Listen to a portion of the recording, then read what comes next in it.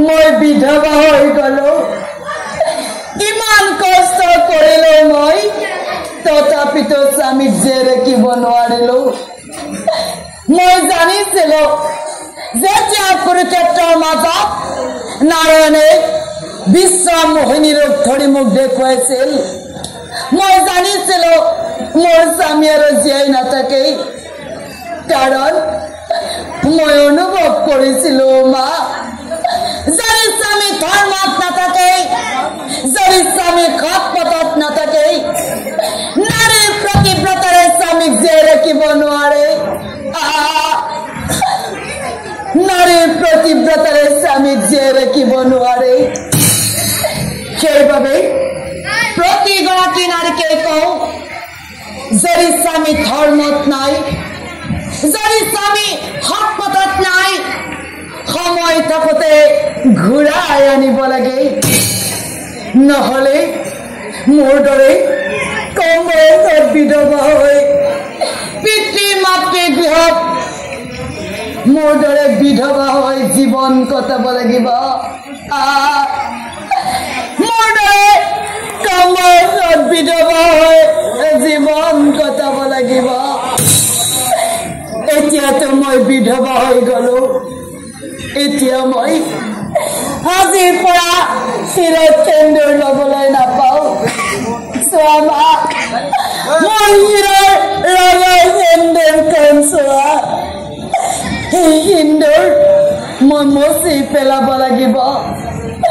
নাই নাই মই মোৰ শিৰৰ সেন্দুৰ নিজে মচিম কোনো মচি দিব নালাগে তুমি চোৱা মা মোৰ শিৰৰ সেন্দুৰ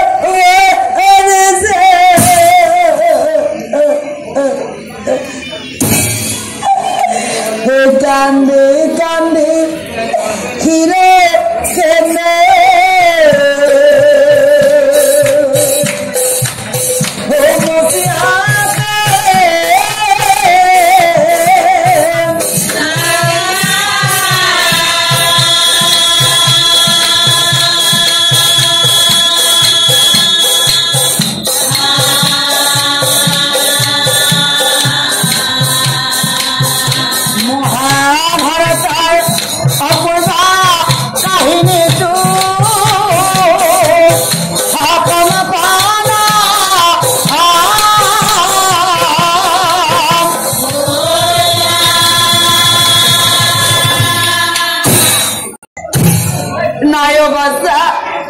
তোমাৰ স্বামী আৰু এই সংসাৰত জীয়াই থকা নাই নাই তাই বাচা জয় আৰু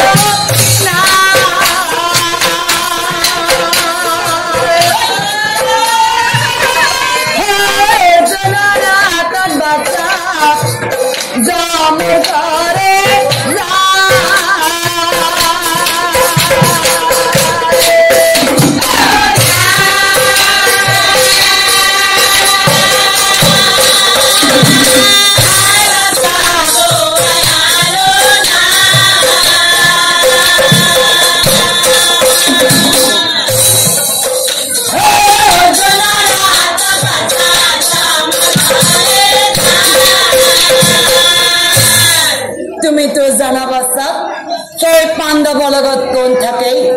স্বয়ং নাৰায়ণ সেই নাৰায়ণে কি কৰিলে জানো হে মায়া কৰি নাৰায়ণে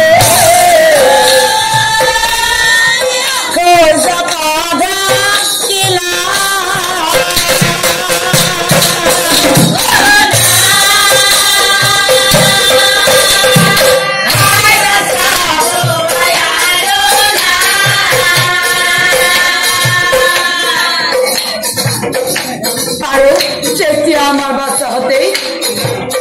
হে আন্ধাৰ বলি বাচ্চা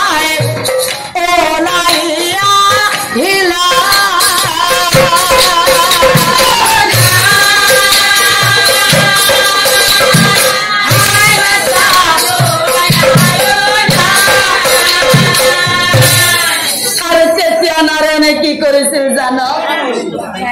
তেতিয়া নাৰায়ণে হেনাকালে পশ্চিম দেখাই দিলা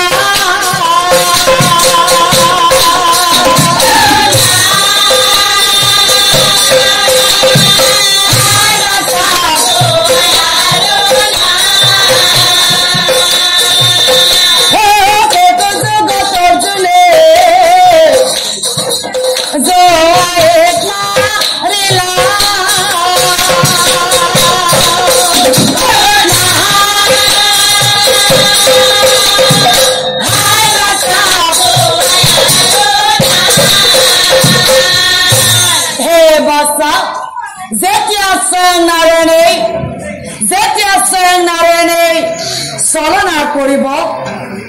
মনুষ্যই জানো কিবা কৰিব পাৰিব যেতিয়া মায়া কৰি নাৰায়ণে সূৰ্যক ঢাকি ধৰিছিল আৰু আমাৰ বাচাহতে ভাবিছিলে এন্ধাৰ হোৱা বুলি সেইবাবে দুৰ্যোধন দুটাকনে মিলি জয়দ্ৰথক লৈ ওলাই আহিছিল আৰু বাচ্চা জয়দ্ৰথে অৰ্জুনক চাই কি কৈছিল জানো অৰ্জুনক চাই জয়দ্ৰথে কৈছিল অৰ্জুন প্ৰতিজ্ঞা কৰিছিল নহয় এতিয়া প্ৰতিজ্ঞা পূৰণ কৰ এতিয়া তই তোৰ প্ৰতিজ্ঞা পূৰণ কৰ তইতো জানো ক্ষত্ৰিয়ৰ নিয়ম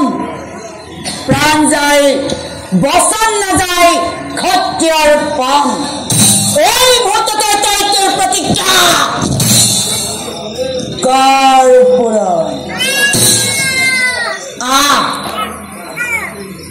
ওলাই আহিছো মই অৰ্জুন তোৰ ওচৰলৈ নিজে ওলাই আহিছো আৰু আছা তোৰ আগত বুকু পাতি দিছো অৰ্জুন মাৰ অৰ্জুন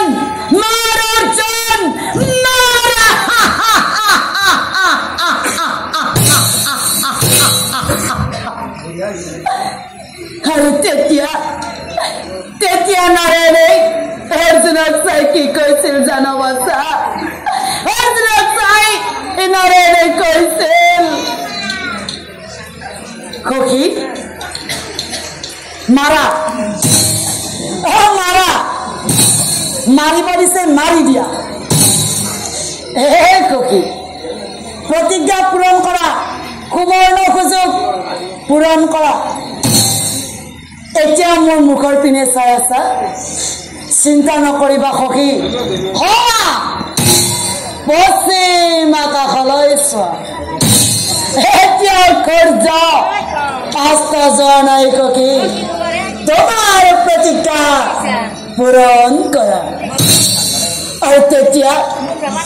সকলোৱে পশ্চিম আকাশলৈ চাইছিল পশ্চিম আকাশৰ ৰঙা বেলিতে দৌৰ কৰি উঠিছিল আৰু অৰ্জুনক কৈছিল হে অৰ্জুন মই অস্ত যাম প্ৰতিজ্ঞাপন কৰ অৰ্জুন মই অস্ত যাম প্ৰতিজ্ঞাপন কৰ মাৰিম বুলি ধনুকৰ হাতে তুলি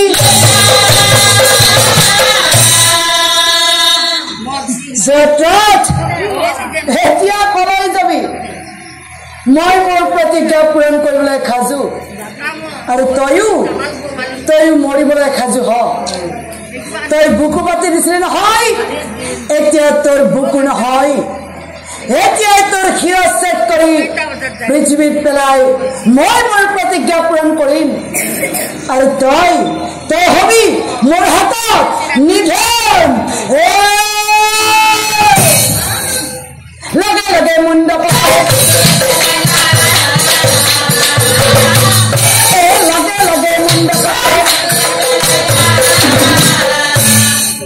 কিন্তু এটা মুণ্ড আকাশ মাৰ্গত ঘূৰি আছে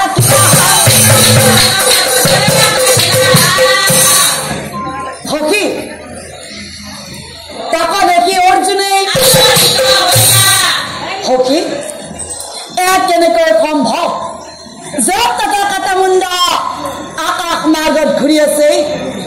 কিয় পৃথিৱীত পৰা নাই সখী এয়া কেনেকৈ সম্ভৱ হে কথা শুনি নাৰায়ণে মিচিকি হাত অৰ্জুনক চাহিয়া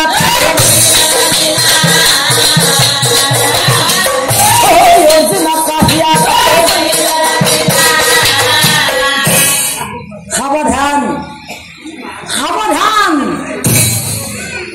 অৰ্জুন যত কাটামুণ্ড যেতিয়া পৃথিৱীত পৰিব লগে লগে তোমাৰো মৃত্যু হৈ যাব কাৰণ যত পিতৃ পুত্ৰমহৎ আবদ্ধ হৈ যত বৰদান কৰিছিল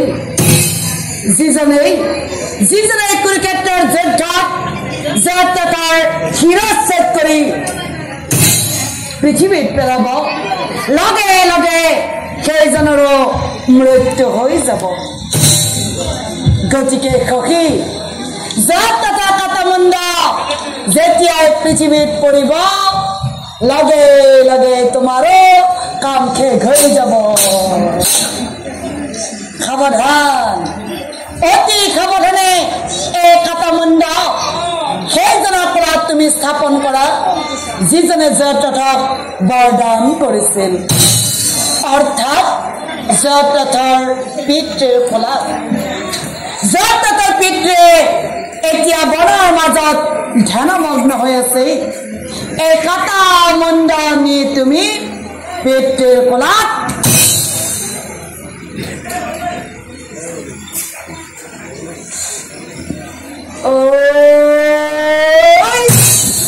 হে কাটামুণ্ড পিতৃৰ ফলত স্থাপন কৰ লগে লগে পিতৃ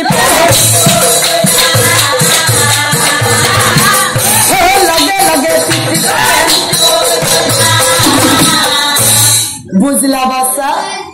এনেকৈ নাৰায়ণে চালনা কৰি অৰ্জুনক হতুৱাই অকল যতথকে নহয় যতথৰ পিতৃকো নিধন কৰিলেই একেদিনাই পিতা পুত্ৰক নিধন কৰিলেই এতিয়া যতথ জীয়াই থকা নাই যতথৰ পিতৃও জীয়াই থকা নাই যত বুলি আৰু কান্দি নাথাকিবা যত বুলি আৰু কান্দি নাথাকিবা